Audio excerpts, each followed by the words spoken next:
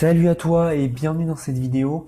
Aujourd'hui, je voudrais t'expliquer quelque chose qui est assez important, surtout en 2017, c'est que les différences culturelles n'existent plus. Je me répète, les différences culturelles n'existent plus dans le monde où on vit. Alors, je te détaille tout ça. Ce que j'entends par là quand je te dis que les différences culturelles n'existent plus, c'est que il existera toujours des marchés de niche, hein. Par exemple, en France, les produits terroirs, ça c'est que de chez nous, on ne trouvera pas ailleurs dans le monde entier. Par contre, les, les produits courants, donc là j'ai l'exemple des jeux vidéo, de jouets, enfin des produits qui sont pas rattachés à une culture spécifique, euh, eh ben ça sera pareil partout. Si ça marche dans un pays, ça marchera dans l'autre. Euh, je te prends par exemple l'exemple qui a fait un carton, je t'en ai déjà parlé plein de fois, c'est le collier pour chien lumineux. Que tu sois aux États-Unis, en France, en Angleterre, en Espagne, au Canada ou ailleurs, il a cartonné ce produit. Ça dépend pas du pays où il a bien cartonné, il a cartonné vraiment partout.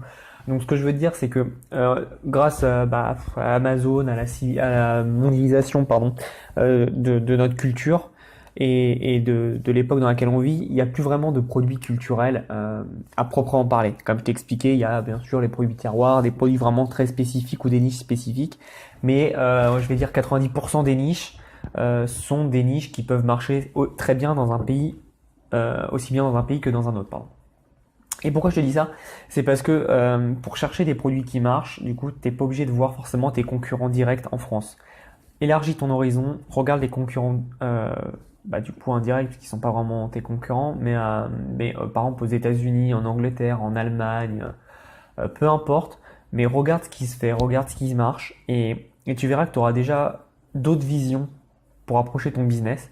Parce que certes, les produits sont les mêmes, mais on n'a pas forcément la même méthode de marketing ou la même approche avec nos clients en fonction des différents pays. Donc ça peut te donner quelque chose de nouveau pour ton entreprise. Et tu peux voir des produits déjà que toi t'avais pas vu qui par exemple se vendent bien, et tu peux être un précurseur et l'importer en premier sur le marché français par exemple, et te démarquer vraiment de tes concurrents directs qui eux font vraiment les gros produits qui se vendent parfaitement bien via les best-sellers. Donc c'est pour ça, je te conseille vraiment de faire beaucoup de veille sur tes concurrents directs et indirects pour voir ce qui marche pas, ce qu'ils font mieux que toi, moins bien, là où tu peux t'améliorer. C'est toujours très intéressant. Alors certes, ça prend un peu de temps, mais honnêtement, c'est du temps très bien rentabilisé parce que tu peux voir là où il faut que tu fasses des efforts.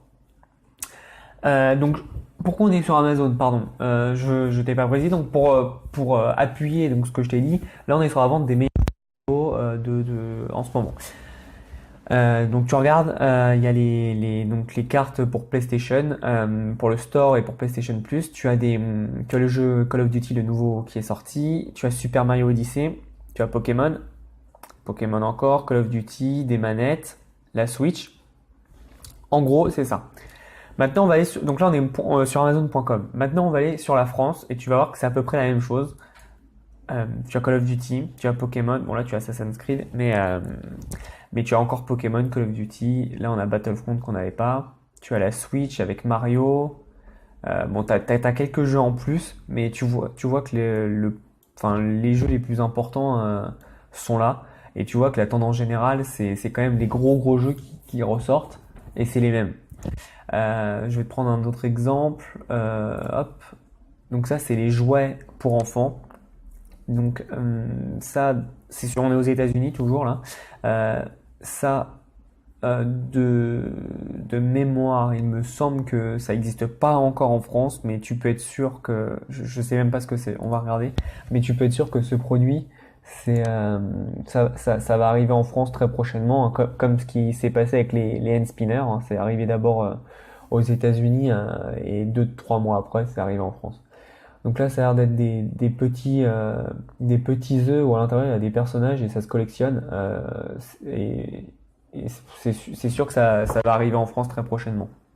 Surtout que Noël approche, donc ça m'étonnerait pas. Donc on revient. Donc voilà, il y a ça, il y a les Lego toujours. Ensuite, il y a des jeux de société. Donc toujours les œufs à collectionner. Puissance 4, Jenga. Donc là, c'est vraiment des jeux très historique, on va dire. Tu as de la pâte à modeler, donc t'as beaucoup de petites figurines avec les œufs. Donc je pense que c'est vraiment la tendance qui va arriver. Et tu as après des jeux de société. Pour la France, qu'est-ce qu'on a? Pour la France, on a du Lego, beaucoup de Lego. On a des cartes Pokémon, on a des toupies Beyblade, on a aussi Playmobil. Donc tu vois là, et on a des jeux de société. Donc on a celui-là, celui-là. Oula non, je sais plus pour les adultes, mais on a voilà celui-là.